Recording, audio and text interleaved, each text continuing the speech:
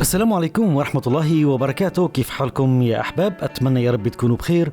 أهلا بكم مع أحمد صالح. لقاءنا اليوم باختصار وعلى عجل كيف نصمم باسمنا انترو جميل وبسيط وبإمكانيات بسيطة في برنامج مايكروسوفت باوربوينت، طبعا على إصدارات 2016 و2019 و2021.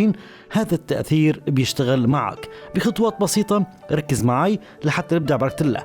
أنقر باليمين بداية وبتوجه إلى فورمات باك جراوند يلي هي تنسيق الخلفية، وبنختار أحد الألوان للخلفية، وليكن عندي لون دارك أو غامق، وليكن خلنا نختار اللون الأسود. بتوجه إلى Insert، ومن وورد آرت رح نختار أحد الأشكال، وليكن عندي هذا الشكل، ونكتب الاسم المراد وضعه بالشريحة الافتتاحية لمشروعك، سواء كان اسم التدريب، اسم حضرتك، اسم القسم يلي انت محتاجه، بحيث انه يتحرك العنوان بطريقة احترافية وبمهارة جدا بسيطة وجميلة. خلينا نكتب الاسم ونستكمل. بعد ما قمت بكتابة الاسم أحدد على حواف المربع وبتوجه إلى قائمة الهوم.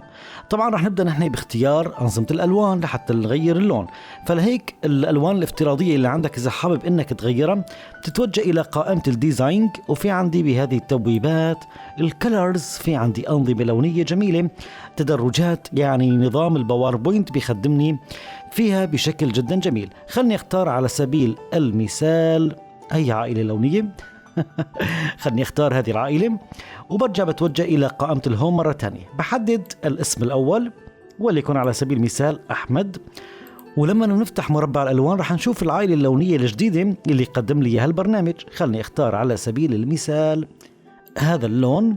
تمام. برجع بحدد الكنية أو الاسم الملحق وبختار لون آخر، وليكن معي مثلا هذا اللون. بحدد المربع كامل وبتوجه لاختيار أحد أنواع الخطوط. نختار حجم خط وليكن مناسب معنا بهذا الشكل. تمام. ونحن شغالين طبعا على الفورمات باك جراوند، وإذا ما كانت ظاهرة عندك تمام بإمكانك تنقر باليمين على حواف مربع النص، بتتوجه إلى الفورمات شيب.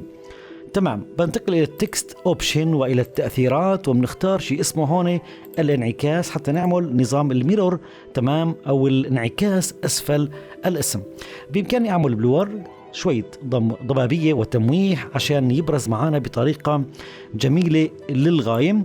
وعندك موضوع الشفافية أيضا رح نقللها شوي، وعندك موضوع البعد مثل ما أنا شايفين، وعندك السايز اللي هو الحجم، فيك تكبر وتصغر، يعني تنسق هذا الانعكاس على سطح بلوري بالطريقة يلي بتناسبك.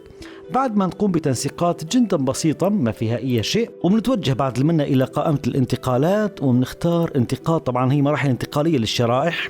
في عندي تأثير الفورتكس الجميل للغاية، رح نشوف تناسل الأحرف وتركيبتها بهذه الطريقة. تختار المدة الزمنية يلي بتناسبك، يعني 5 أو 6 7 حسب عدد الأحرف المراد وضعها والمدة الزمنية أنت بتحتاجها.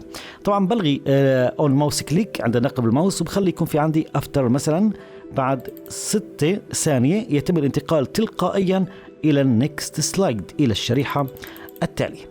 بعد ما أخذ مدة زمنية نفسها خلني أعمل مثلا شريحة فارغة. تمام. ونحن لما رح نشغل تمام رح يبدأ استعراض الانترو جميل للاسم بخطوات جدا بسيطة وتأثير غاية بالجمالية. بس يلي انتهى رح يتم الانتقال تلقائيا إلى الشريحة التالية. أتمنى إن شاء الله أكون قدمت لكم بهذه المهارة البسيطة شيء يعني على عجل وجميل، يعني يلفت الانتباه، وأنا حريص أنكم تبدأوا مشاريعكم بأشياء جدا جميلة. أتمنى منكم التفاعل والدعم، ولا تنسوني من الدعاء، وترزوا عني كل خير، وألقاكم على خير، والسلام عليكم ورحمة الله وبركاته.